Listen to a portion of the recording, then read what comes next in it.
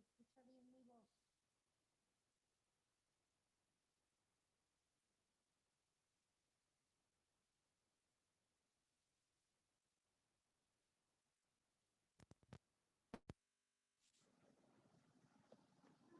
Hola.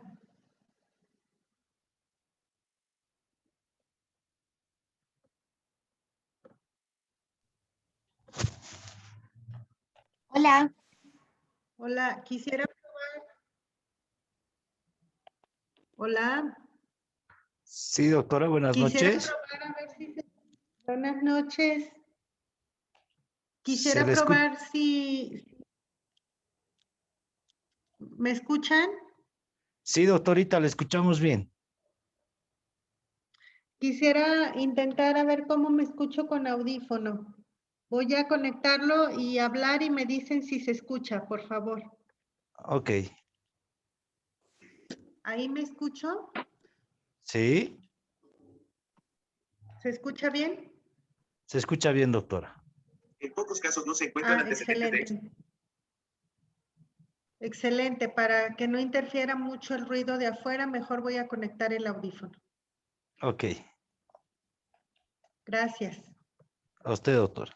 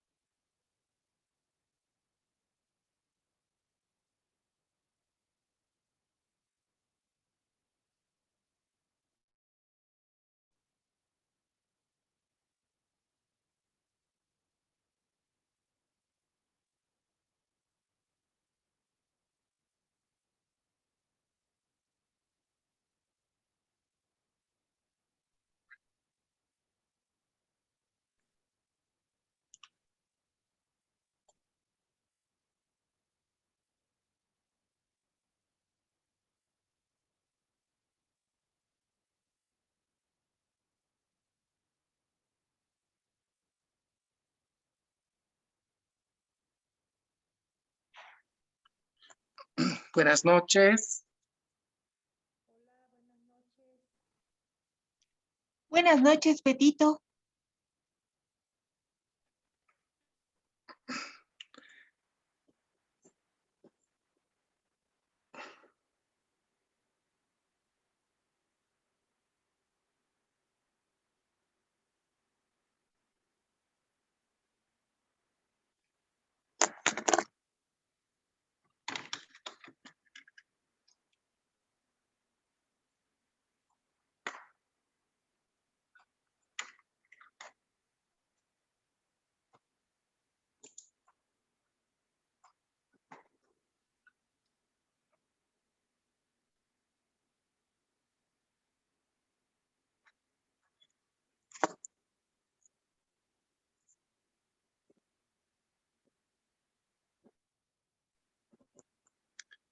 Rita, no le veo a la doctora Anita González.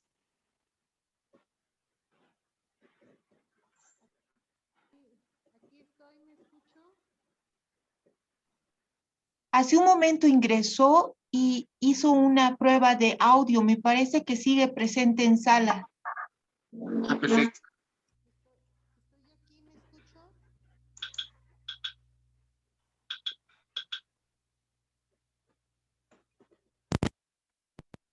Ha conectado el micrófono, tal vez no se escuchaba mi voz. ¿Ahora me escuchó? Anita, buenas noches. Se te escucha Hola. muy bien. Qué gusto escucharte, Hola, Anita. Me da mucho más gusto a mí, Víctor. Estoy intentando ver si con audífonos se oye mejor porque estoy en mi consultorio y afuera están haciendo un poco de ruido. Se te escucha muy bien. Se te escucha muy bien. Perfecto. Pero déjame conecto el audífono a ver si se escucha todavía, ¿sí? Voy a conectar y hablar y me dicen si me escucho. ¿Ahí me escuchan? Se escucha muy bien. Ok, entonces... Sí, doctora, la escuchamos. Entonces ya estoy lista. Gracias, Anita. Gracias, Rita. Estamos en tus manos. Excelente. ¿Inicio? ¿O esperamos un poquito más?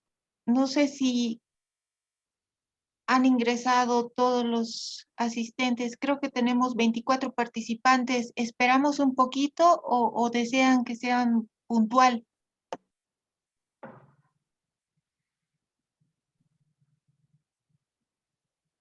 Víctor Hugo. Sí, están entrando más, Rita. ¿Espero un poquito entonces? Un poquito más, unos 2 minutos, tal vez, o 3, que entren más. Muy A esta hora bien. empiezan a entrar todos.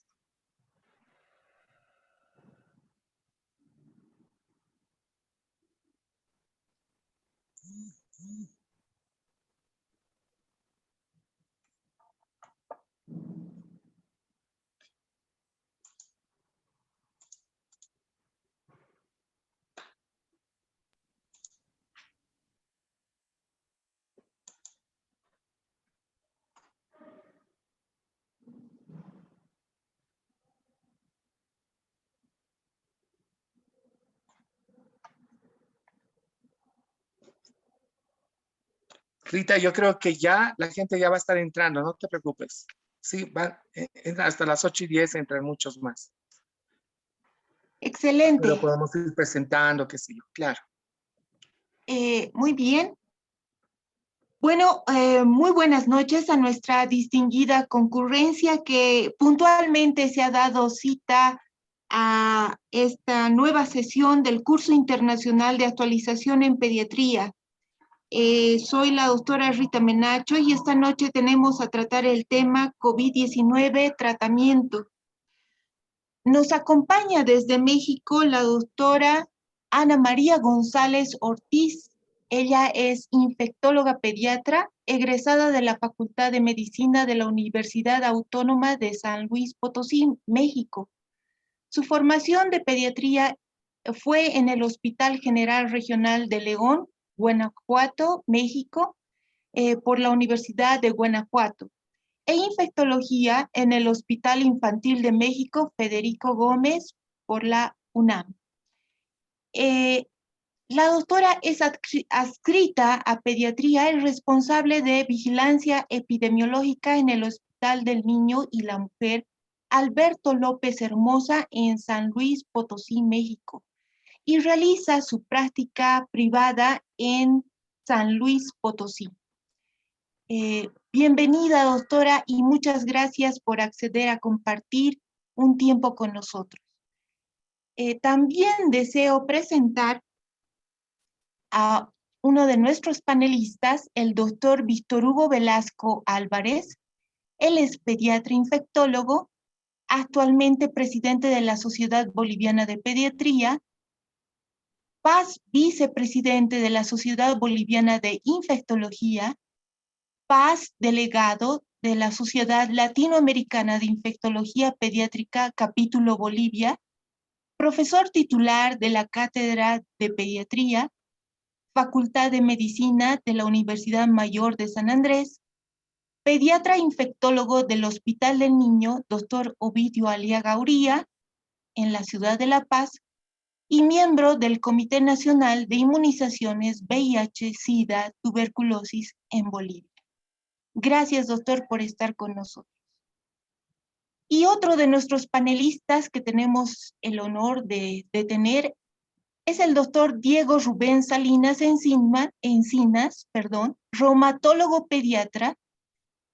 Realizó el pregrado de médico cirujano en la Universidad Mayor de San Andrés, en la Universidad UMSAT, en La Paz, Bolivia.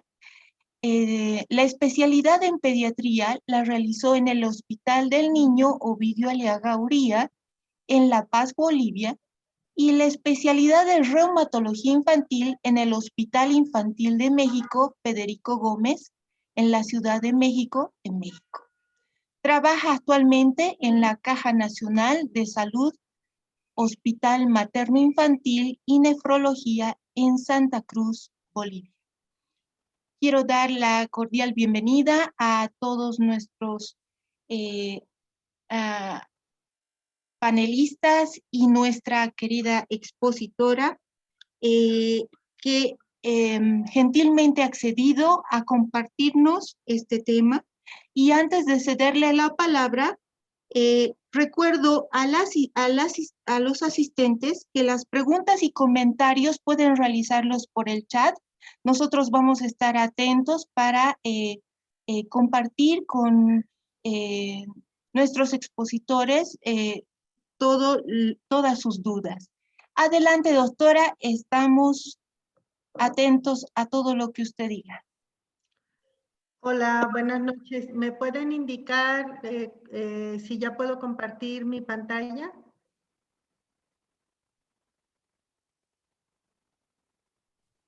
Puede compartir, querida doctora. Muy bien. Otra duda que tengo es, ¿de cuánto tiempo dispongo para la presentación?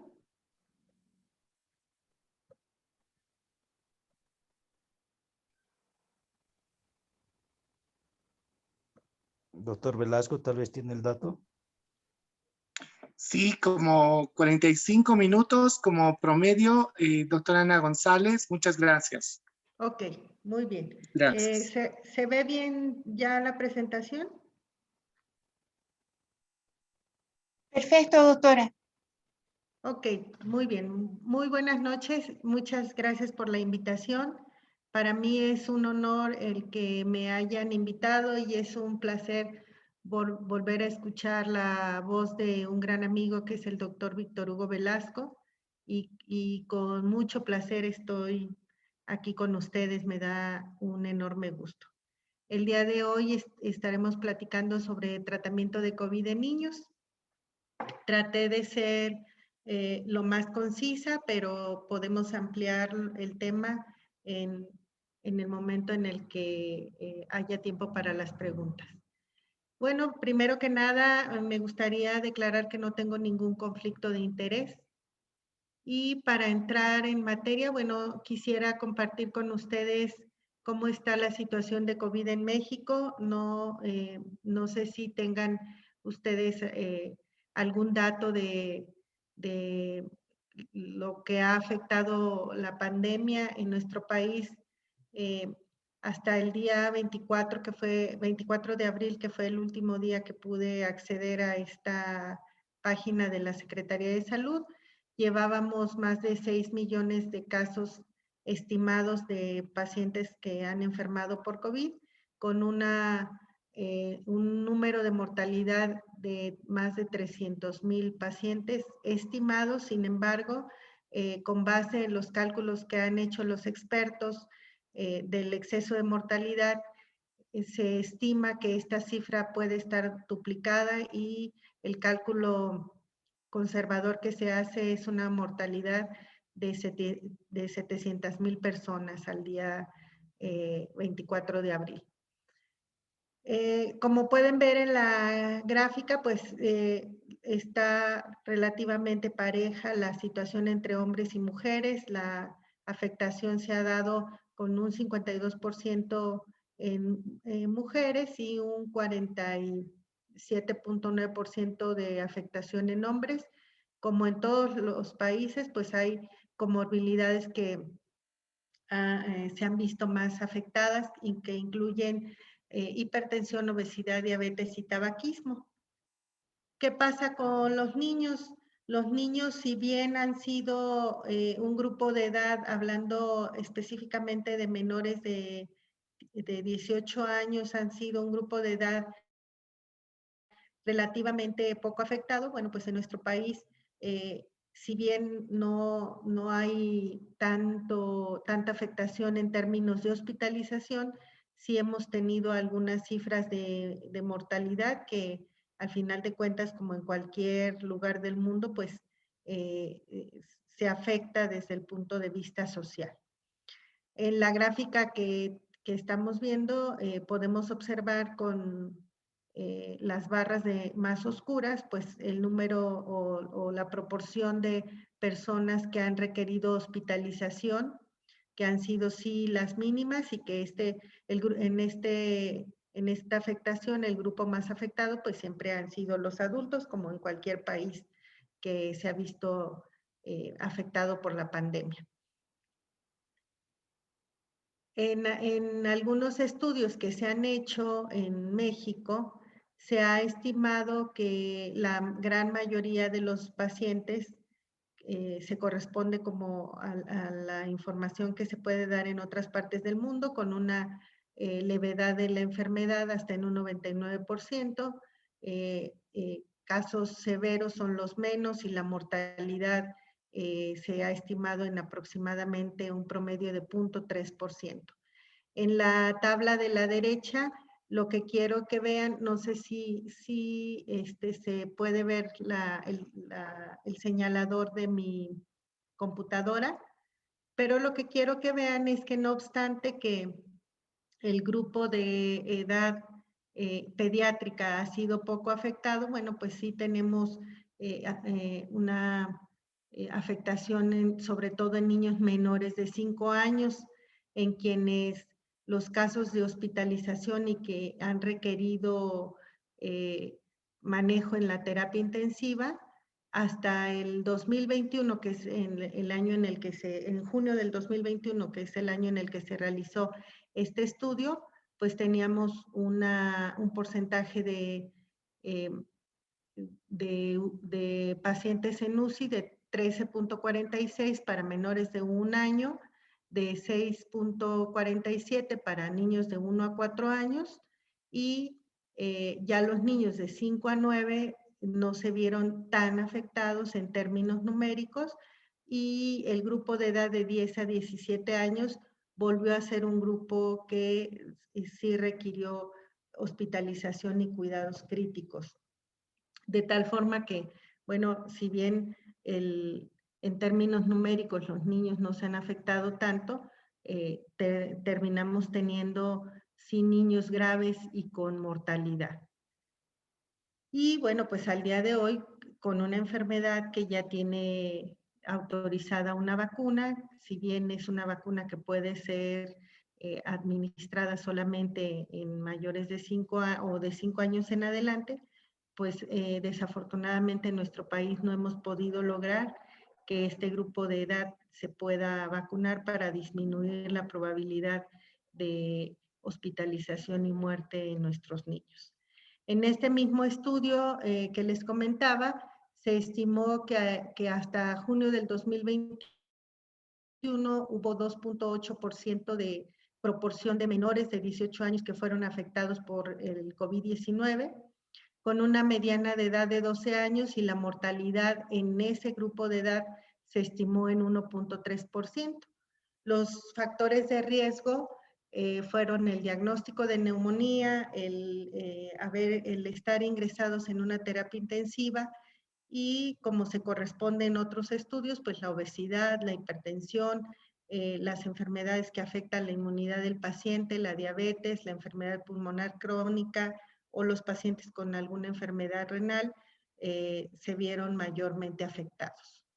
Para conocer qué podemos hacer en contra del COVID, pues es importante reconocer cuál es la fisiopatología y el ciclo de vida y de replicación del virus. Esto ha ayudado a los investigadores pues en la generación de moléculas que nos han permitido combatir al virus que ha azotado a la humanidad. Y bueno, pues recordemos que el virus ingresa a la célula por la vía de dos receptores principales, que son el AC2 y el TMPRSS2, que ayudan en la entrada del virus para empezar a generar la maquinaria de enzimas que van a llevar a la replicación del virus para formar más viriones y al final de cuentas pues más virus que van a afectar el organismo. Y es en esas vías de replicación viral en donde se han enfocado los estudios para ayudar a conocer o para dar con algunas de las moléculas que nos han podido ayudar en el control de la enfermedad. Si bien no hay al día de hoy ninguna sal, ningún medicamento que pueda ser 100% efectivo y que termine con o inactive completamente al virus, bueno, ya se conocen algunas moléculas de las que vamos a platicar que actúan en diferentes vías de la replicación del virus. Unas de las moléculas pueden actuar a nivel extracelular y algunas otras lo hacen a nivel intracelular dependiendo del mecanismo que se busque. Y vamos a platicar de algunas de ellas más adelante. También es muy importante recordar la dinámica de la enfermedad, saber en qué momento, una vez que la persona ha sufrido la infección por el SARS-CoV-2, ocurren los cambios inflamatorios, la producción de anticuerpos, la replicación viral, porque eso nos ayuda también a entender cuáles son los medicamentos que nos van a ayudar con el control de los síntomas y el control de la enfermedad como tal. Recordemos que una vez que entra el virus al cuerpo, a través de las vías respiratorias principalmente, pues ocurre una elevación importante de la carga viral por la replicación a nivel local y que puede luego descender dentro de los siguientes 10 días de que ha ocurrido la infección. Y es a partir de la segunda semana de la enfermedad cuando empezamos a observar la producción de anticuerpos y los síntomas pues se van a estar presentando también en relación con el nivel de carga viral. Sin embargo, es cuando empieza a haber lo que se conoció durante el principio de la epidemia como la cascada o la tormenta inflamatoria, que empieza a haber los síntomas de mayor gravedad en algunos de los pacientes y eso ayudó a entender cómo podíamos actuar con base en los diferentes mecanismos de acción de los tratamientos. También es importante recordar, porque esto ha sido una falla muy recurrente, por lo menos aquí en México, que los primeros días de la enfermedad en donde hay mayor actividad viral, es muy importante no incidir con medicamentos que puedan afectar la inmunidad. Al rato, si pueden, me platican ustedes qué ha pasado en Bolivia. En México hemos tenido un gran problema con la utilización, por ejemplo, de la dexametasona, que se usa de manera muy indiscriminada en etapas muy tempranas y que han llevado a algunos pacientes a empeorar. Recordemos que al principio de la enfermedad, cuando ocurre la mayor actividad de la replicación del virus, es importante solamente mantener el manejo expectante y controlar solamente los síntomas. Es a partir de la segunda semana en donde la enfermedad puede llevar una evolución hacia la mejoría o verse empeorada por la respuesta inflamatoria, que es cuando se debe tomar la decisión de intervenir o no con algunos medicamentos que modulan la respuesta inflamatoria, específicamente la dexametasona, y no abusar de su uso en etapas que no se necesitan y que pueden llevar al paciente al deterioro. El tratamiento en el caso de pediatría, todavía no hay ningún medicamento que se haya estudiado y que se haya determinado que sea seguro y eficaz para eliminar completamente al SARS-CoV-2. Por lo menos no hay en ningún país hasta hoy que hayan aprobado algo así como tal. Algunos antivirales en adultos se han autorizado basados en los resultados que se han llevado o que se han obtenido de ensayos clínicos y que demostraron ventajas en comparación con placebo. En los niños, el tratamiento siempre debemos considerar que ese tipo de medicamentos debe ser individualizado y de acuerdo con los escenarios clínicos, grupos de edad, factores de riesgo. Y para empezar, pues bueno, siempre debemos recordar que de entrada el manejo de la COVID-19 es sintomático. Y eso le tiene que quedar bien claro a nuestros padres de familia, porque si bien sigue siendo, a pesar de que ya ha pasado mucho tiempo, sigue siendo un motivo de shock en algunos casos, por lo menos así lo he visto yo en mi práctica diaria. Hay padres de familia que solicitan la utilización de medicamentos para ayudar a que la COVID no llegue a complicarse. Bueno, pues tenemos que hacerles ver que de entrada el manejo es controlar síntomas y mantener la vigilancia estrecha. Y también recordar que la presentación en niños se ha visto también de forma variada, a diferencia de los adultos, ¿no? De hecho, hubo en una época, por lo menos en México la vivimos, que la manifestación en los niños, si mal no recuerdo, fue en la segunda oleada, se dio más con manifestaciones digestivas que propiamente respiratorias. También, bueno, tienen manifestaciones cutáneas y, bueno, la inmensa mayoría van a llegar con datos de infección de vías respiratorias altas. Y ahí lo recomendable es solamente el control de la fiebre y las molestias mediante lo más conocido, que es el paracetamol, el ibuprofeno, perdón, me equivoqué ahí con una letra, el ibuprofeno y otros AINES se pueden considerar en algunas circunstancias, y recordar a los cuidadores de los niños la intensificación de las medidas de higiene y mantener la buena hidratación.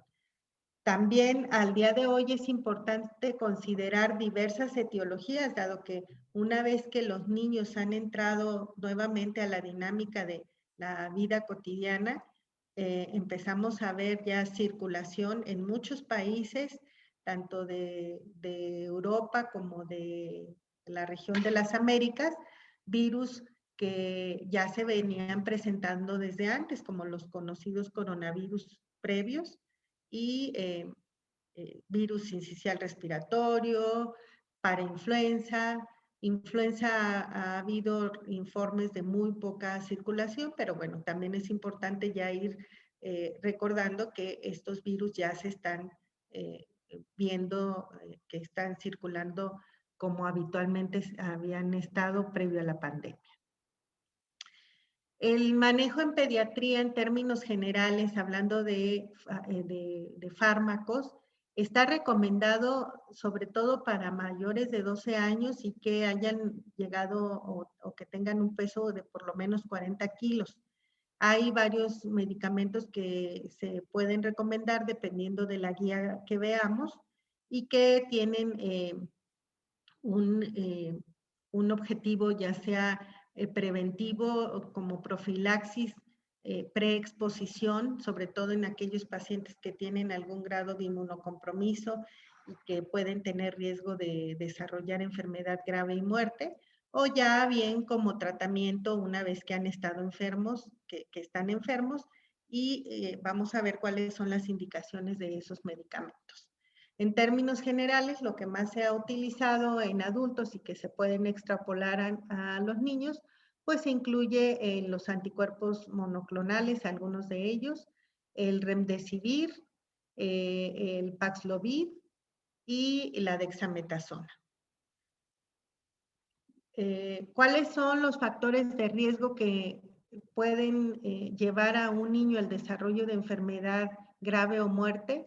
Se han definido varios dependiendo de la guía que se revise, pero bueno, en términos generales se coincide con que el sobrepeso o un índice de masa corporal por arriba de la percentil 85 sería uno de esos factores de riesgo. Obviamente, las enfermedades que conllevan algún grado de inmunodeficiencia, ya sea primaria o por medicamentos que tengan algún efecto inmunosupresor.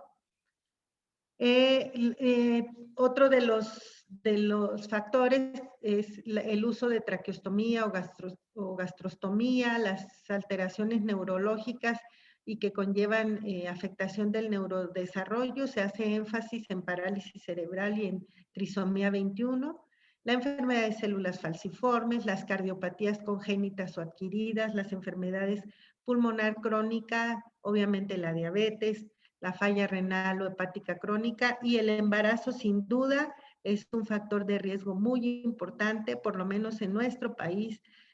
Al día de hoy sigue siendo COVID-19 la principal causa de muerte en embarazadas.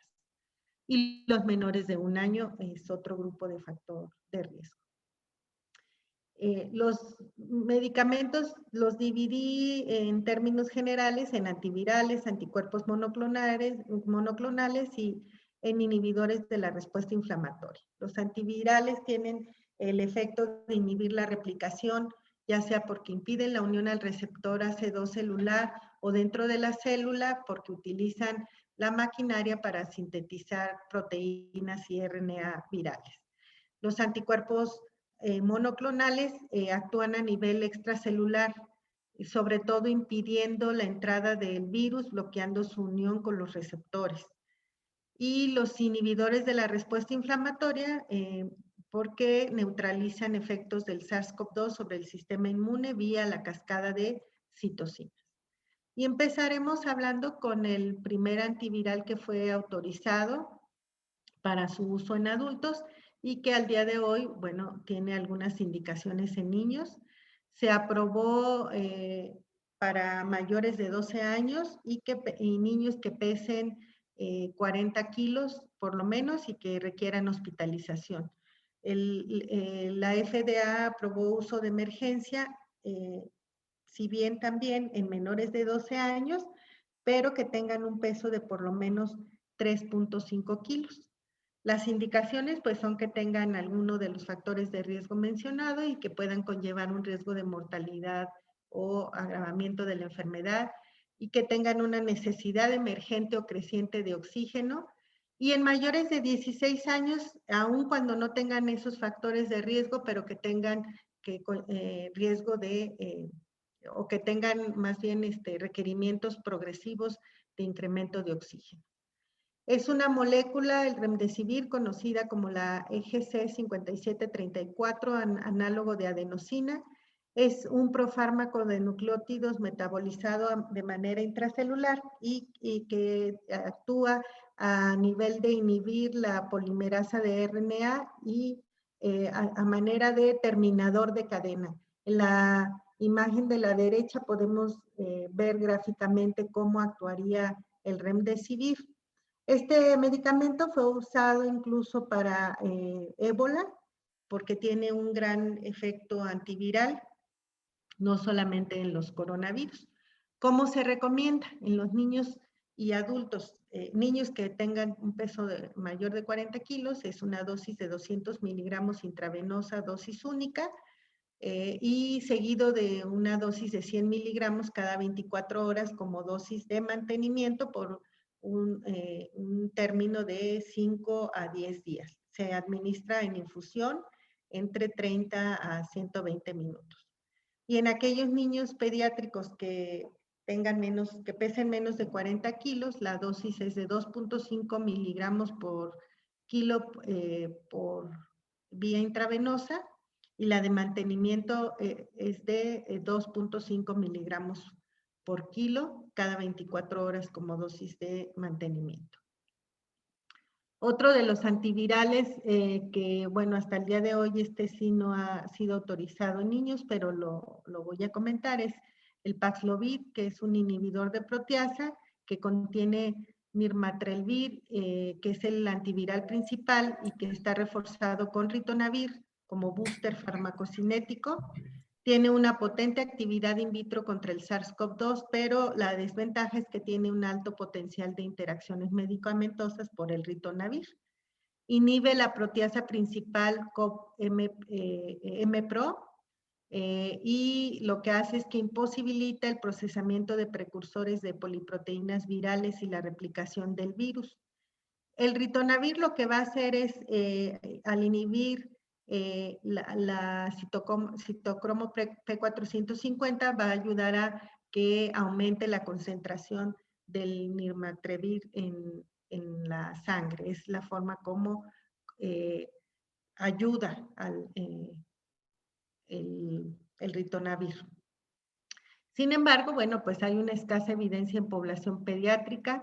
Se ha probado de manera emergente también para mayores de 12 años ambulatorios que tienen COVID-19 y que tienen un riesgo de enfermedad grave o de mortalidad. Sin embargo, no se recomienda cuando han pasado ya 5 días desde el inicio de los síntomas. Este medicamento tendría que administrarse de manera muy, muy temprana.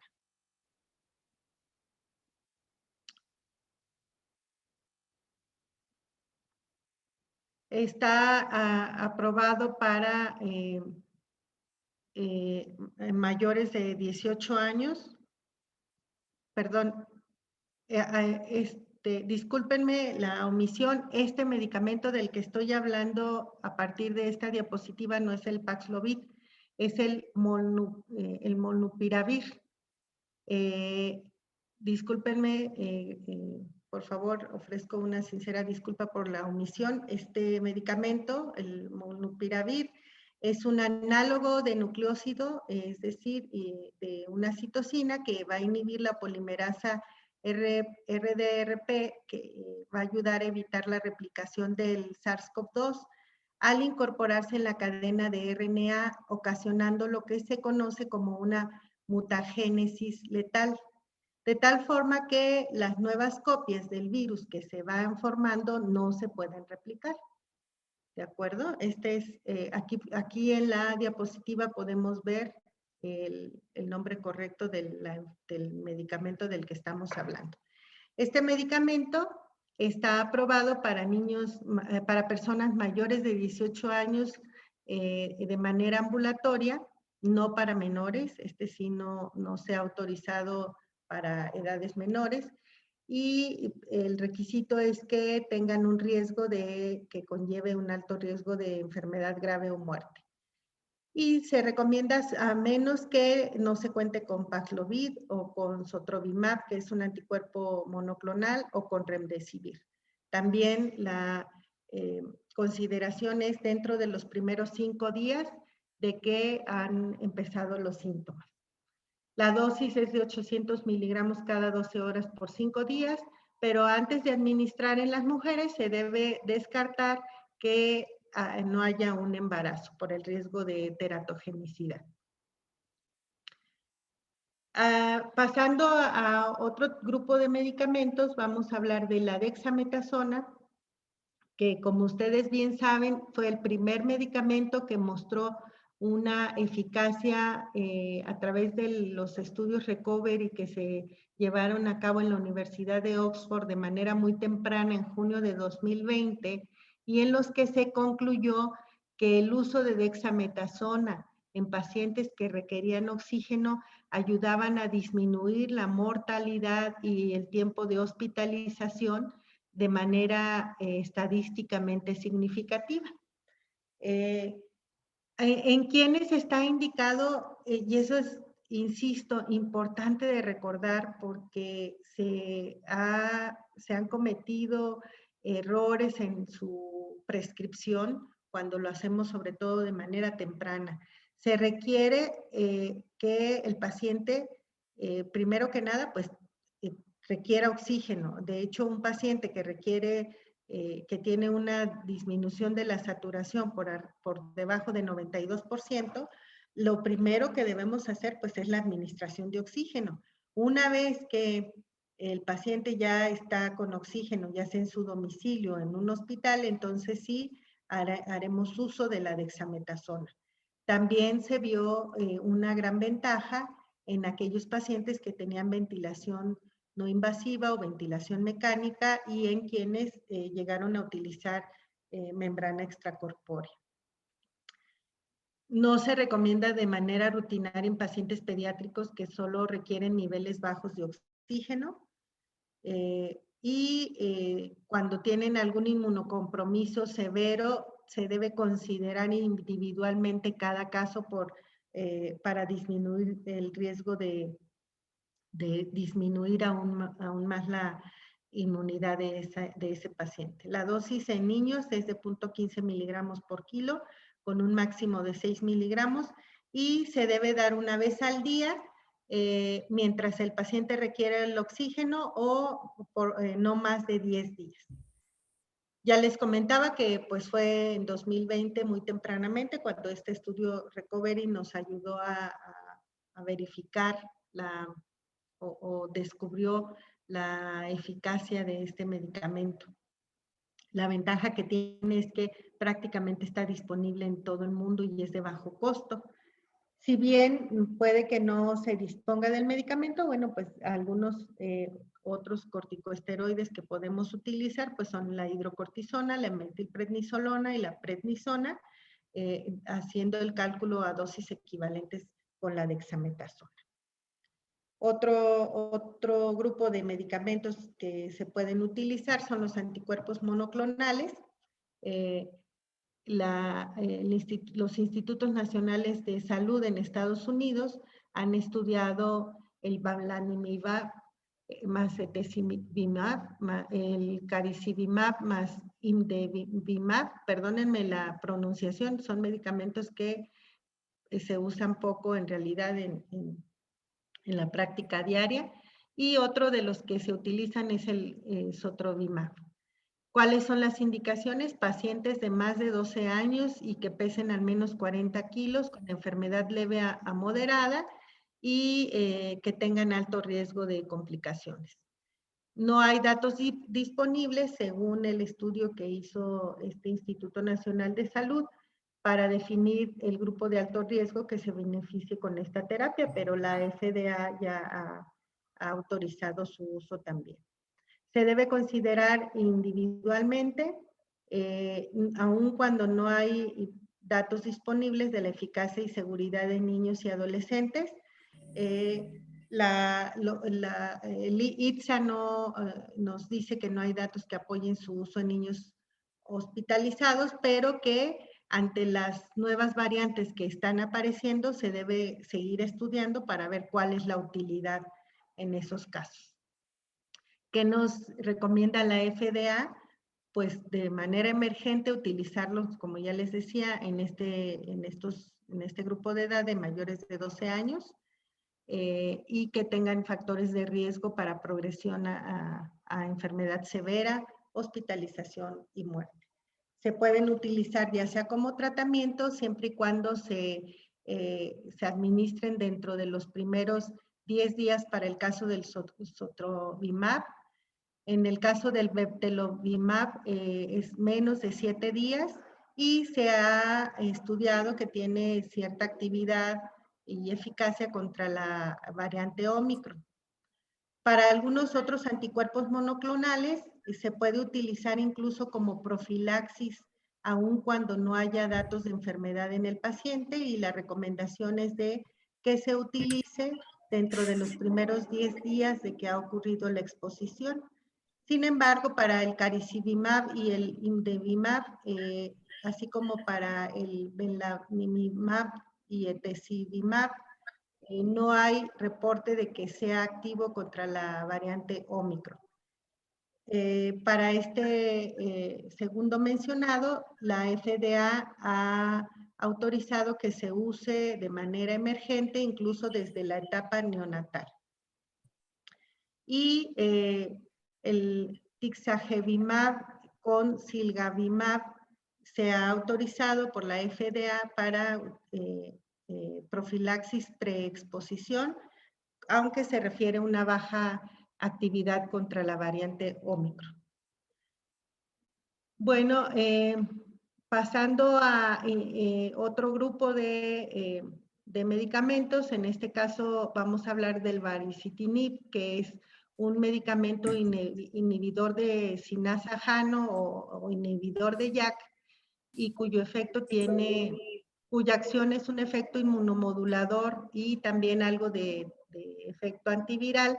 La FDA autorizó su uso en combinación con remdesivir para adultos hospitalizados y desde los 2 años de edad en aquellos niños que requieren oxígeno suplementario, ventilación mecánica o membrana de circulación extracorpórea. No se ha evaluado del todo la seguridad y la eficacia en niños. Es un medicamento que se ha utilizado o se ha recomendado para su uso emergente como alternativa al tocilizumab en pacientes que requieren ventilación mecánica o ECMO. Y la dosis es 4 miligramos vía oral cada 24 horas por 14 días. En caso de pacientes que tienen alto flujo o ventilación no invasiva o que requieran requerimientos de oxígeno progresivo a pesar del uso de dexametasona, también se ha recomendado su uso. Sin embargo, no debe utilizarse simultáneamente con inhibidores de interleucina 6 como tocilizumab. Obviamente, pues se tiene que tener precaución en pacientes que tengan algún grado de inmunosupresión. La dosis recomendada es de 2 miligramos por kilo, 2 miligramos vía oral, perdón, cada 24 horas, más lo que se recomienda de remdesivir para niños de 2 a 9 años y niños de 9 años o más son 4 miligramos cada 24 horas y se recomienda dar cuando más 14 días o bien si se egresa el paciente antes se puede suspender su uso. El tocilizumab es un inhibidor de interleucina 6 que va a bloquear la cascada inflamatoria y que ha mostrado beneficio en pacientes hospitalizados que requieren alto flujo de oxígeno o soporte respiratorio intensivo, o bien en aquellos que van requiriendo incrementos en la concentración de oxígeno. La FDA ha recomendado su uso siempre y cuando también se use la dexametasona, y en aquellos casos en los que aún con la dexametasona no observemos una gran mejoría, se puede llegar a administrar este medicamento. Para adultos la dosis es de 8 miligramos por kilo y se debe evitar en aquellos pacientes que tienen datos de infecciones graves o bien disminución en la cuenta de neutrófilos totales que tengan menos de 1000 o menos de 50,000 plaquetas o elevación de las transaminasas hepáticas o en aquellos que tienen un alto riesgo de perforación gastrointestinal. El uso autorizado por la FDA es en mayores de 2 años en tratamiento con glucocorticoides sistémicos y uso de oxígeno suplementario, ventilación invasiva o no invasiva y ECMO. Para menores de 30 kilos, la dosis es de 12 miligramos por kilo en infusión para 60 minutos y para los mayores de 30, 8 miligramos por kilo. Se puede repetir la dosis si vemos que no hay mejoría significativa o bien si el paciente a pesar de la primera dosis empeora y se puede administrar una segunda dosis de este medicamento. En el caso de su uso hay que tener la precaución de diferir la administración de vacunas de virus vivos atenuados durante 2 a 4 semanas posteriores a que se administró.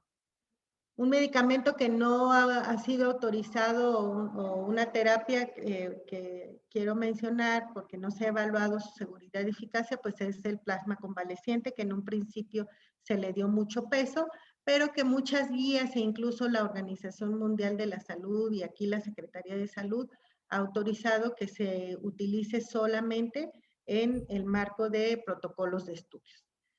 La guía de nuestro país, aquí en México, ha sido muy clara en los medicamentos que no se deben usar. Y esto está muy acorde a lo que ya otras guías y otros estudios de metaanálisis han arrojado datos. Aquí del lado derecho tienen la lista de medicamentos que en México no están autorizados. No obstante, bueno, he de decir que se siguen prescribiendo, no obstante, la contraindicación y la falta de evidencias. ¿Qué nos dice la guía mexicana? Se las dejo para que más o menos sepan cómo nos recomienda la Secretaría de Salud de nuestro país. Bueno, lo que ya sabemos, en casos de COVID leve, tratamiento sintomático. En casos de enfermedad leve, moderada, que incluye datos de neumonía, con disminución de la saturación por debajo de 92%. Que no tienen disminución de la saturación por debajo de 90%, incluye considerar la heparina no fraccionada de acuerdo al riesgo de trombosis que pueda presentar el paciente, la dexametasona o dosis equivalentes de otros corticosteroides, el remdesivir y el tocilizumab. Son los medicamentos que están recomendándose en México. Y para el caso de enfermedad grave, que incluye datos clínicos de neumonía con disminución de la saturación por debajo del 90%, ahí, y una vez más, evaluar el riesgo de tromboprofilaxis, dexametasona y tocilizumab. Brevemente, ¿qué utilizamos o qué recomiendan los Institutos Nacionales de Salud de Estados Unidos para el síndrome inflamatorio multisistémico? Supongo que van a hablar ya de los criterios o no sé si ya lo vieron dentro del curso, pero no me voy a detener mucho en el diagnóstico, solamente mencionar lo que se recomienda de acuerdo a esta guía, que es, primero que nada, pues, la utilización de inmunoglobulina intravenosa con metilprednisolona. No se recomienda dar la inmunoglobulina como monoterapia a menos que los corticosteroides estén contraindicados. Y en aquellos pacientes que tienen un TIMS refractario, estos institutos han recomendado anakinra, metilprednisolona, infliximab, y como antitrombóticos el ácido acetil salicílico y la terapia anticoagulante con heparina fraccionada o enoxaparina. Y bueno, ya nada más para terminar, me gustaría hacer un minuto de consideración del uso de equipo de bioseguridad para la prevención de la transmisión de COVID-19 en el personal de salud. Es muy importante que recordemos que la principal vía ya está bien determinada como la transmisión por gota o por vía aérea, es decir, por aerosoles. El contacto ha sido ya demostrado que es una vía de transmisión muy ineficaz, de tal forma que el equipo de bioseguridad que se empezó a utilizar al inicio de la pandemia y que vimos circulando en redes sociales y en videos de YouTube, que los países orientales, en donde empezó específicamente China, nos adiestraban cómo utilizar doble guante, botas, ya ha quedado atrás. Lo que debemos proteger es nuestra vía respiratoria, y la mejor manera pues es a través de una mascarilla de alta eficiencia, mínimo una KN95, sobre todo si vamos a estar en contacto con aerosoles. ¿Por qué traigo a colación esto? Porque con la variante Omicron, al menos aquí en México, vimos un aumento de casos de laringotraqueitis que si no se nebulizaban, pues era muy difícil llegar al control, y una vez que se nebulizaban con la adrenalina racémica, el niño mejoraba considerablemente y se incrementaron mucho los casos con esta variante. Hubo mucha controversia en la utilización de nebulizaciones, si bien al día de hoy seguimos viendo que, por ejemplo, para casos de crisis asmática es muy eficaz la terapia con la aerocámara, con lo que conocemos con el aerochamber. Bueno, habrá casos de niños que requieran nebulización específicamente, y no debemos detenernos por el temor de ser contagiados. La protección, insisto, es a través de la mascarilla de alta eficiencia. Y hasta ahí quisiera terminar. Me pasé a lo mejor por algunos minutitos, o tal vez tenemos tiempo de preguntas, no sé cuál sea la dinámica. Muchas gracias, doctora, por su didáctica exposición. Realmente felicitarla por haber resumido un tema tan complejo. Las preguntas al momento no han sido manifiestas. Respondiendo a una de sus preguntas, la situación en Bolivia, al día de ayer nos reportan cerca de 9,000 casos confirmados de COVID, con una mortalidad de 21,910 pacientes. Hacerle notar también que estos datos no expresan lo que estamos viviendo en nuestros pacientes pediátricos, debido a que culturalmente existe un temor y además una decisión de no realizarles los exámenes para diagnosticar o no al paciente. Entonces tenemos sospechosos de COVID bastante en este tiempo de otoño que estamos viviendo. Estamos entrando al otoño, pero en realidad no tenemos datos fidedignos.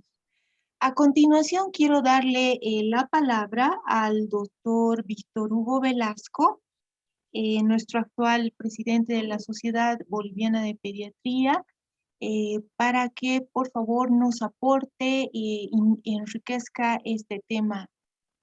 Y muchas gracias a la doctora por su brillante exposición. Gracias. Voy a dejar de compartir pantalla.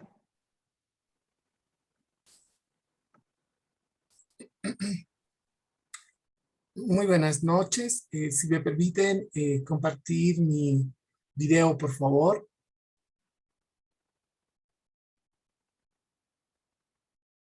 Adelante, doctor. Si me pueden compartir, si puedo compartir mi video, no mi pantalla, sino mi video para que me puedan ver.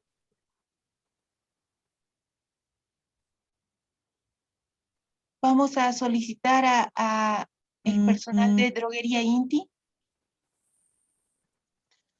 Doctor, al momento de poner compartir, ahí puede poner compartir y ahí le va a dar la posibilidad de hacerlo, doctor, por favor.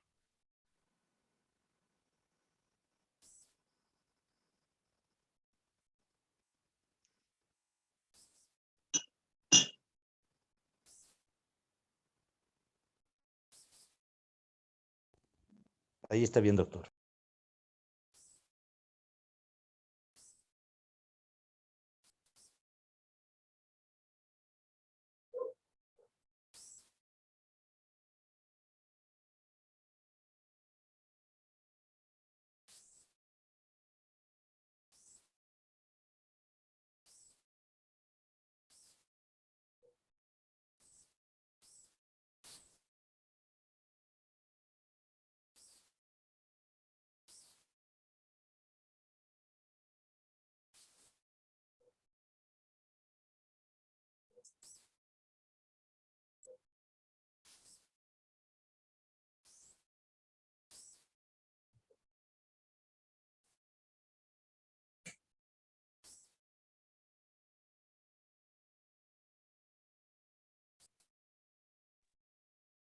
Mientras el doctor Víctor Hugo Velasco nos comparte el video, quiero recordar a los asistentes que pueden enviar sus preguntas a el chat de este Zoom para que podamos compartirnos con nuestros panelistas y lograr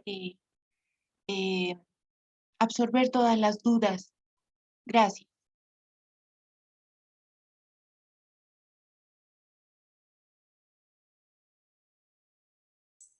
Perdón, ¿se me puede escuchar? Sí, doctor, se le escucha bien.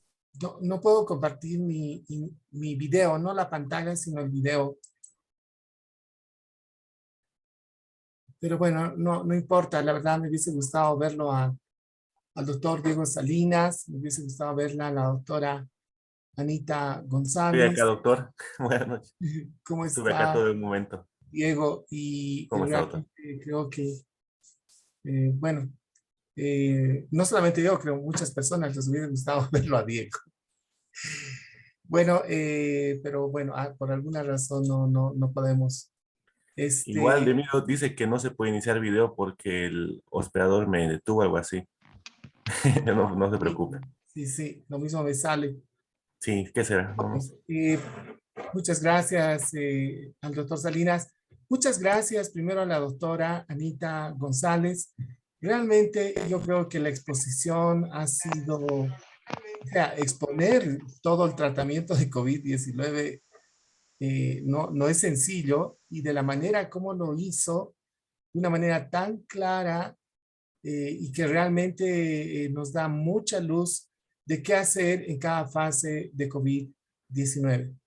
Me gustaría resaltar el hecho que nos explicó la doctora González en el sentido de que cuán importante es estratificar el tipo de COVID o la fase de COVID en la cual un niño está cursando, y dependiendo de esa situación, pues se dará un tratamiento.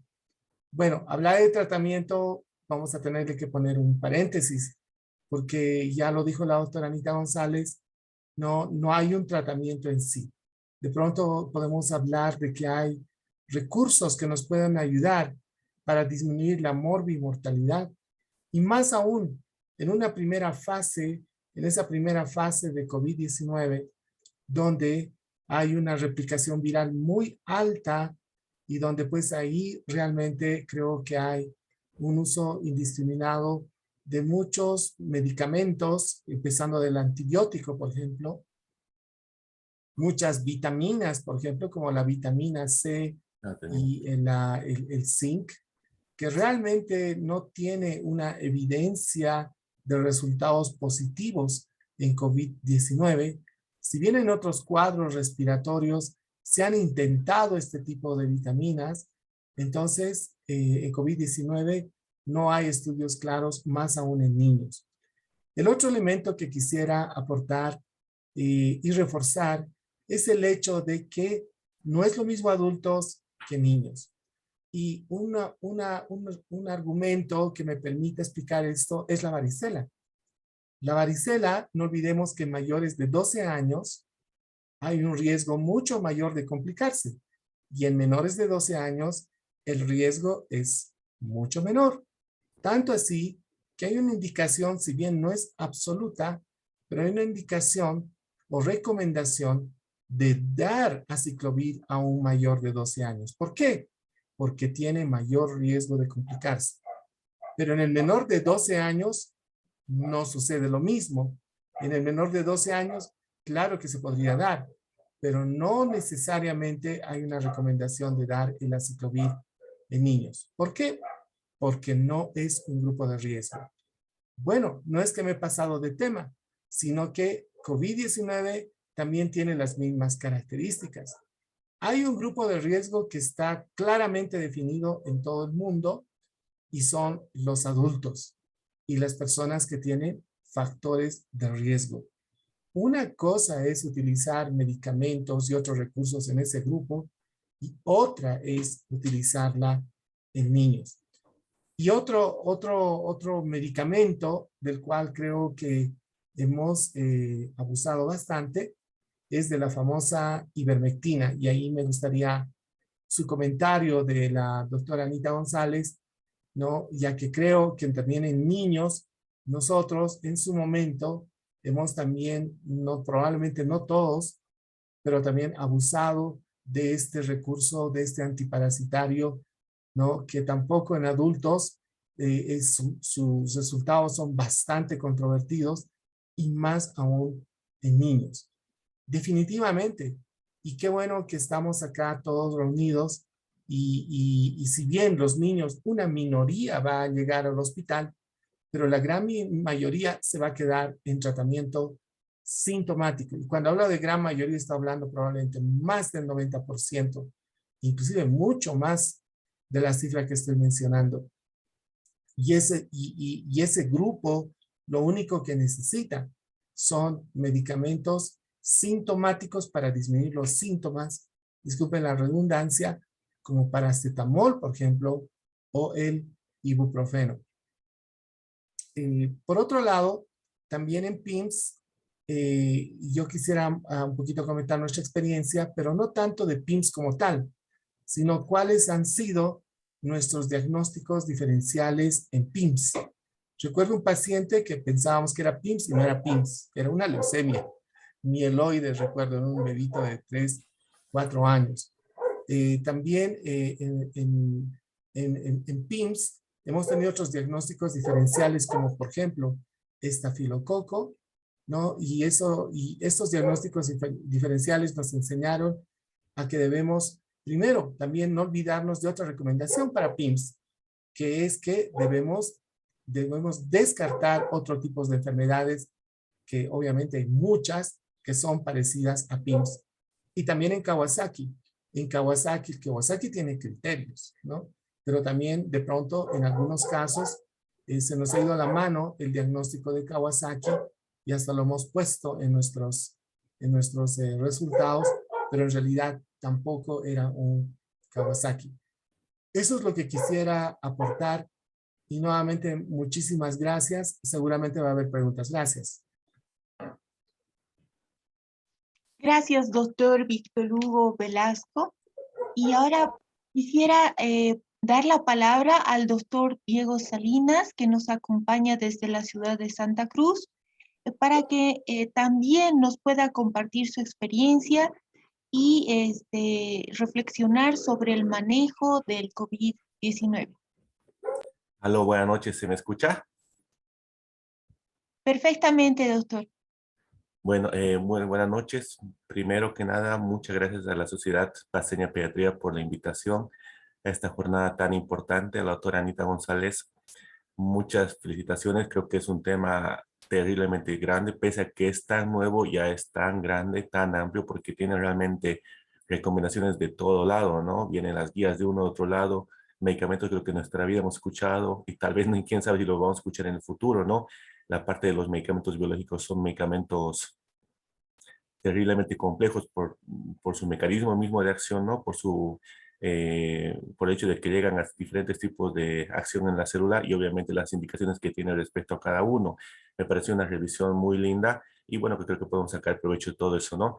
Realmente, como dijo el doctor, el manejo entre uno y otro es más que nada la calma del pediatra, ¿no? El pediatra que tiene que tener esa forma de tranquilizar a la familia, porque realmente no diagnosticarse de COVID no es lo mismo que ya internación, hospitalización, y bueno, ya uno puede sospechar lo peor, ¿no? En este caso, pensar en COVID es justamente pensar en una enfermedad ya que está siendo cada vez más endémica, que creo que ya una gran mayoría de la gente ya la hemos padecido y que muchas veces el estado inmunológico, la vacunación ayuda mucho.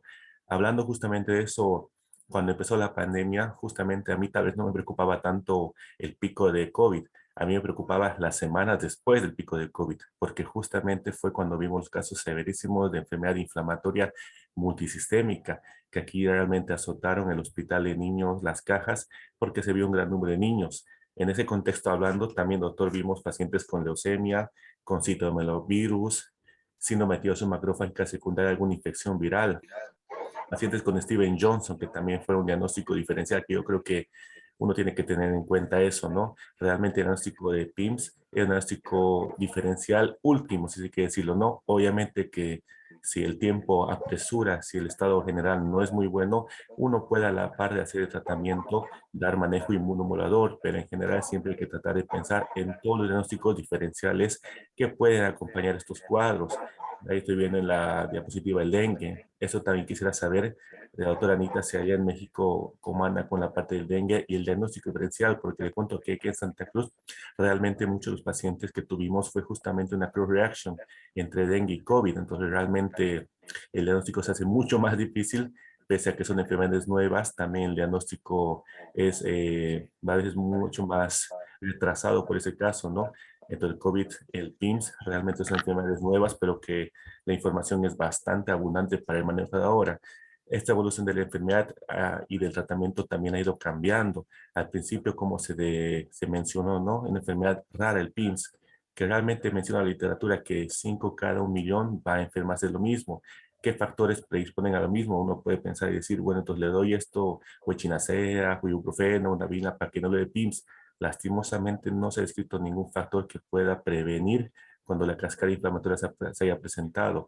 Se dice lo que es la raza negra, la obesidad, que pueden ser factores de riesgo, e incluso lo que menciona a diferencia del COVID, ¿no? Que los pacientes de PIMS eran previamente sanos, y eso es muy llamativo, previamente sanos, justamente antes de tener este cuadro inflamatorio tan severo. Y obviamente ha ido evolucionando con el tiempo. Al principio, como salió el brote en Bérgamo, salió con una enfermedad como tipo Kawasaki, Kawasaki-related disease, y que el manejo fue justamente asociado a esta. Pero realmente, como puede mostrar que es la medicina en sí, ¿no? Que es dinámica, cambiante, ya el manejo ha ido cambiando con las guías de la Colegio de Reumatología Americano, diré, perdón, que justamente ya van cambiando la cosa. Antes se manejaba 2 dosis de inmunoglobulina, actualmente el manejo es en base a una dosis, porque usualmente los pacientes con PIN son pacientes más grandes, más de 5 años, 9 años, adolescentes, y usualmente la sobrecarga puede ser mucho mayor, y considera que muchos pacientes, hasta el 55% en algunas series, o hasta el 70%, pueden tener afectación cardiovascular. Entonces la sobrecarga de líquidos puede ser mucho peor, deleteria, y podemos comprometer mucho más estado general. Antes era 2 dosis de gamma, ahora es una sola dosis, y antes era monoterapia, como el Kawasaki, posiblemente con aspirina. En este caso vemos que los pacientes inician con plaquetopenia, datos de sangrado, coagulopatía, un síndrome inflamatorio que puede comprometer varios órganos. Entonces el manejo con aspirina está determinado para cierto tipo de pacientes, y más bien se empodera lo que es la asociación de corticoides con gamma globulina. Lastimosamente acá le diré, doctora Anita, aquí no tenemos anakinra e infliximab si uno lo pide, entonces uno tiene que llamar a la importadora para que lo traigan después de 2, 3, 4 semanas. Entonces nuestros recursos son muy escasos. Ahí hay una pregunta respecto al tocilizumab. Creo que el manejo en base al corticoide y gamma globulina son los primeros que tiene que tomarse en cuenta, aparte del manejo hemodinámico, ¿no? En base a lo que diga cardiología, infectología, terapia infantil y reumatología. El manejo es multidisciplinario, pero a la vez nos vemos un poquito limitados acá porque realmente nuestro arsenal no es tan vasto como otros países. Esos anticuerpos monoclonales que dice, creo que el molnupiravir, apenas si andamos teniéndolo por acá en Bolivia estos últimos meses, pero los demás medicamentos, baricitinib, sarilumab, etcétera, etcétera, son medicamentos que todavía no los contamos. Entonces nuestro arsenal va dirigido justamente a inmunomodular con glucocorticoides, inmunomodular con inmunoglobulina, y bueno, dosis altas de corticoide en base a eso, ¿no? Y más que nada esperar la recuperación en base al manejo hemodinámico que hace con terapia intensiva. Y bueno, eso es un poco hablando acerca del PIMS, que también, como vemos, hablamos de PIMS, pero no siempre es lo mismo que COVID, para nada. PIMS y COVID son temas completamente diferentes, aunque vienen asociados temporalmente, ¿no? Pero realmente cada uno tiene su fisiopatología y cada uno tiene su estructura de tratamiento muy diferente. Si tiene alguna pregunta, también con gusto, y quisiera que la doctora Anita me responda con lo que le pregunté, lo del dengue. Gracias. Gracias, doctor Salinas. Adelante, doctora. La escuchamos. ¿Sí me escuchan? ¿Se escucha? Hola, ¿sí me escuchan? ¿Me escuchan? Doctora, no la escuchamos muy bien. A ver, quito el micrófono. ¿Me escuchan ahí? Sí, por favor, y está con eco. A ver, denme un segundo.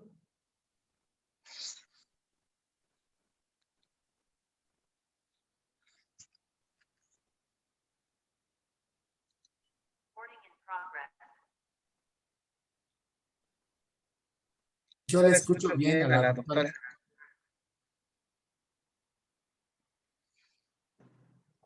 ¿Ahí me escuchó? Sí, doctora.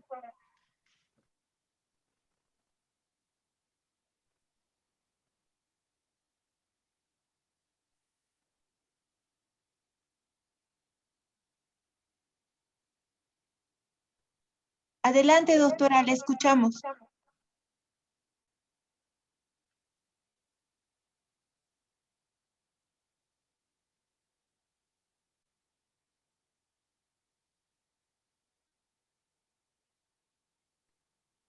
Bueno, aparentemente hay una interferencia.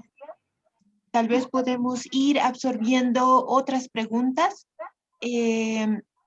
Aquí hay una referente a el uso de los corticoides en neumonía y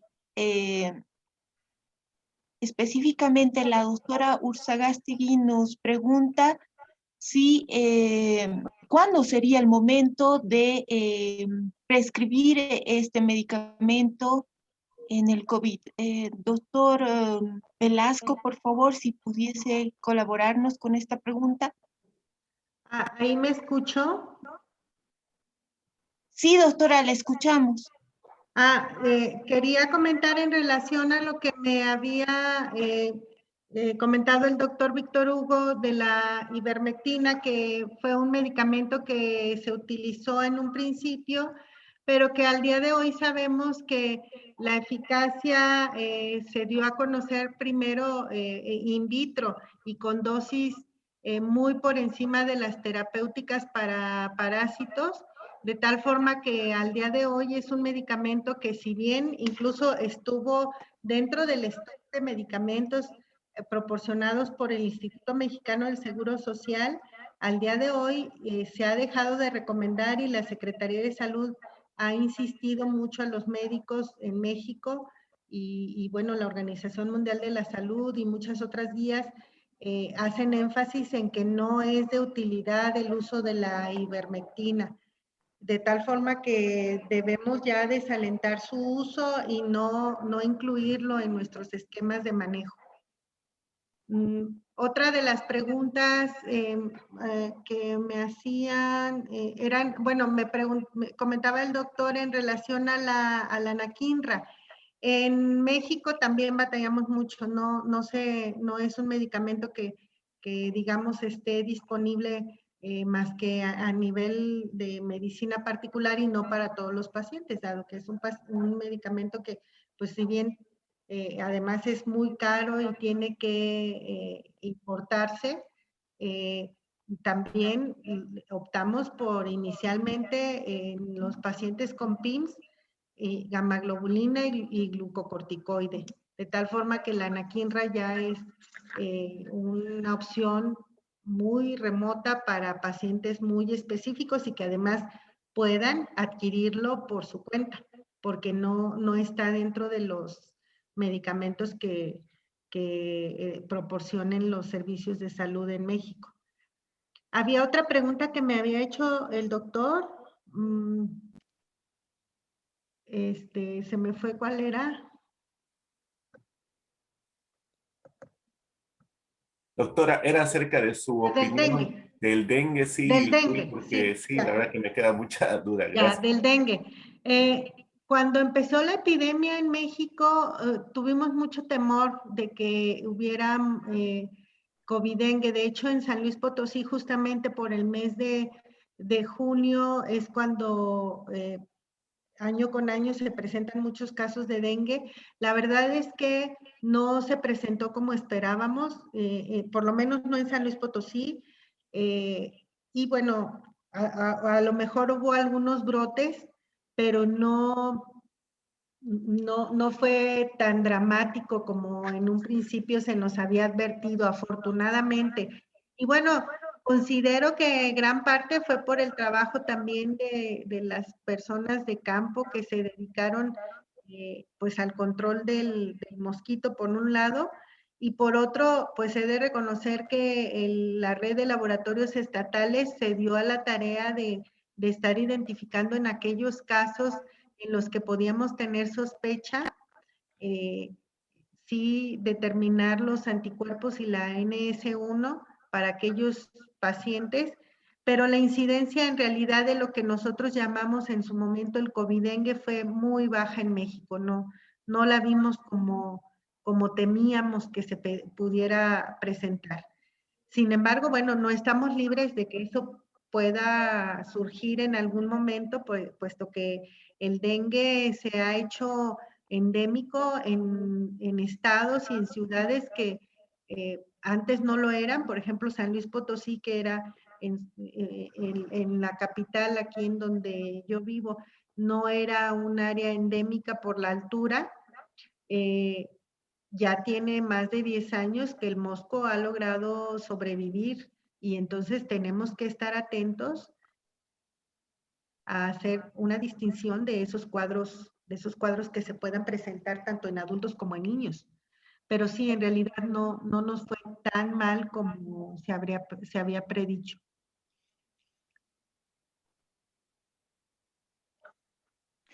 Muchas gracias, doctora. Aquí hay una pregunta del auditorio. ¿Qué opinión le merece la aspirina y la nitazoxanida en pediatría respecto a la infección de COVID, al manejo del COVID leve?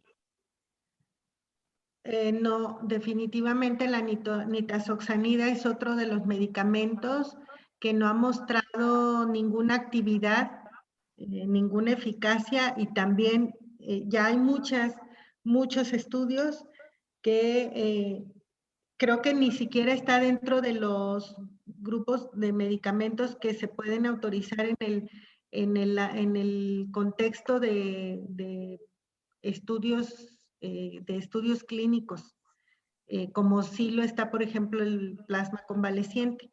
Más allá de eso, la nitazoxanida no. Y la aspirina tiene sus indicaciones, pero en el tema de COVID, recordemos que la aspirina para cualquier enfermedad respiratoria no es la primera opción. Para COVID leve, de entrada, el medicamento de elección ha sido el paracetamol y algunos otros AINE que tienen ventajas sobre la aspirina, pues están el ibuprofeno, por ejemplo.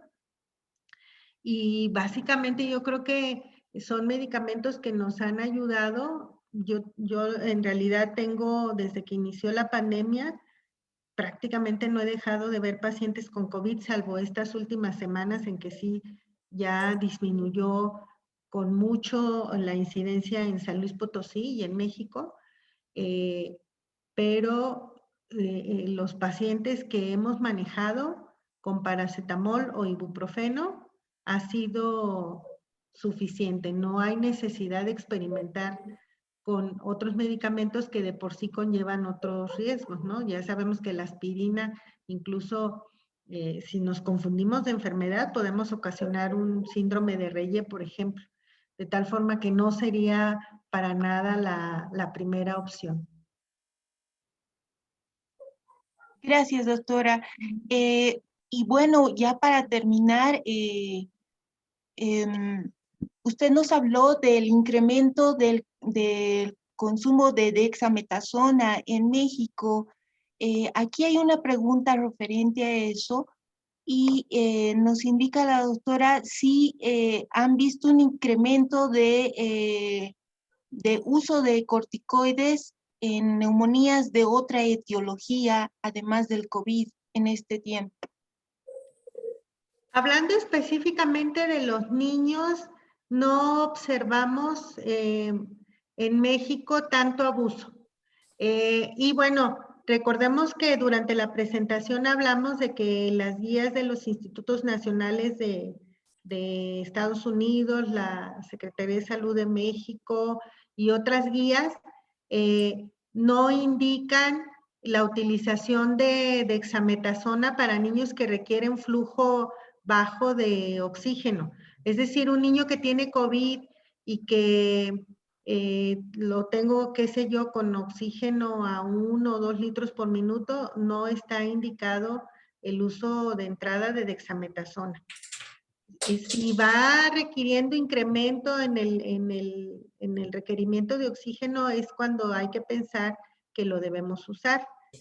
Hablando de pacientes ambulatorios, afortunadamente en niños en México no se observó ese abuso. El abuso lo vimos en adultos. Incluso pacientes diabéticos que se conocían ya con esa enfermedad, en cuanto les hacían el diagnóstico de de COVID, era iniciar la dexametasona y bueno, desafortunadamente no solo dexametasona, estuvieron circulando a través de redes sociales recetas de pacientes adultos con llegamos a contar hasta 20 medicamentos de un paciente ambulatorio, incluyendo dexametasona, nitazoxanida, ceftriaxona, ivermectina, paracetamol, la enoxaparina, que también fue un medicamento del cual se abusó en adultos y que tiene sus indicaciones muy precisas, también fue uno de los medicamentos junto con los dexametasona que se dieron como si fueran paletas en una fiesta. Y creo que todavía es un tema que tenemos que estar reforzando con los médicos de primer contacto. Insisto, no lo vivimos tanto en niños, esto fue más en adultos, pero es algo en lo que tenemos que tener bien consciente que puede haber mucho perjuicio más que beneficio si no hacemos las cosas bien, como ya está demostrado desde muy temprano en la pandemia por el estudio Recovery. Muchas gracias, doctora. Nos quedamos con eso y además recalcar de lo que mencionaban nuestros expositores. El tratamiento es sintomático en más del 90% de los pacientes pediátricos con COVID. Evidentemente, el arsenal de medicamentos es limitado y es algo que debemos tener en la agenda de la Sociedad Boliviana de Pediatría como una necesidad sentida. Además, tenemos que considerar el uso inadecuado de antibióticos y corticoides debe ser contemplado como algo muy específico de problemas severos, ¿no? Del COVID en su estado ya dependiente de oxígeno complementario. Muchas gracias a todos por su participación. Realmente ha sido una sesión muy enriquecedora. Gracias a todos por compartir y además de participar con sus preguntas. Es importante que todos siempre tengamos la intención de sacar nuestras dudas y de manifestarlas con personas que han tenido amplia experiencia en este tiempo. Y para terminar, quiero darle la palabra a nuestro presidente de la Sociedad Boliviana de Pediatría para que nos exprese sus palabras finales. Gracias, doctora, de mi parte, por su gentileza y por compartir toda su experiencia, y al doctor Salinas, de igual manera, tener la perspectiva de lo que pasa en el Oriente ha sido muy importante para nosotros. Doctor Velasco, terminamos con usted.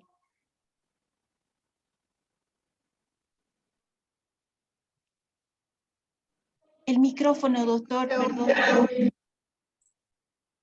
Buenas noches, muchísimas gracias. Primero, a la doctora Ana González, conocida por mi persona como Anita, comentarles que es mi compañera de la residencia en infectología ya en el infantil de México. Realmente, Anita, un honor y realmente una alegría que has estado con nosotros, con nuestro grupo en Bolivia. Tengo la esperanza de que nos aceptes en el futuro venir a nuestro país, ya que ahora todos queremos hacer presencial y olvidarlos de lo virtual. Ojalá nos aceptes en su momento. Y también saludar a un buen amigo, al doctor Diego Salinas. Yo sé del trabajo que está haciendo en Santa Cruz, el liderazgo que está tomando en nuestro país como pediatra reumatólogo. Y realmente, y a todos los que están en el auditorio, muchas gracias por estar. Tenemos una gran responsabilidad y es de nosotros guiar el manejo de los niños con los conocimientos que tenemos. Creo que los que mejor manejamos neumonías somos los pediatras, porque no es la única neumonía que manejamos. Y las neumonías virales, ¿quiénes manejan las neumonías virales? Antes del COVID somos los pediatras, entonces no tenemos por qué asustarnos y estos conceptos entiendo que son muy sencillos. Nosotros tenemos el IEPI, no sé si en México lo tendrán, IEPI sin neumonía. Ese para mí es los que no necesitan nada, solo paracetamol y ibuprofeno. Con neumonía, ¿no? Es más, ellos ni siquiera los mandamos a su casa. Los con neumonía grave, ellos sí están con dificultad, de pronto necesitan oxígeno, individualizar en ese grupo. Muchísimas gracias a todos, muchas gracias a la doctora Rita Menacho y que tengan un buen descanso y bueno, los esperamos para el siguiente jueves con nuestro siguiente tema. Muchas gracias a todos. Muchas gracias por la invitación y también, sí, claro que aceptaría gustosa volver a verte en persona y abrazarte, Víctor, y recordarles a todos que la principal medida para prevenir la transmisión hacia el personal de salud es el uso de mascarillas y la ventilación de las áreas, de tal forma que no tendríamos por qué tener miedo a socializar otra vez. Ya dejemos atrás el miedo que nos daba la pandemia en un inicio. Esa es otra recomendación que quisiera enfatizar, porque aquí en México, en mi hospital, en otros hospitales, ha sido, como decimos aquí en México, luchar con la pared. Es que nos insisten en que tienen que estar disfrazados de astronautas para manejar a un paciente con sospecha de COVID y hoy por hoy ya sabemos que lo que tenemos que proteger es la entrada por vía respiratoria. La higiene de manos, eso de por sí ya debe estar inmersa en nuestra médula, en nuestra mente, en nuestro espíritu. Eso ya para COVID o para cualquier cosa, pero por favor dejemos ese miedo irracional que ya no se justifica. Ventilación de áreas, uso de mascarillas cuando estemos aglomerados y mantener la distancia cuando haya que mantenerla. De tal forma que, por supuesto que esperemos vernos en Bolivia o acá en México.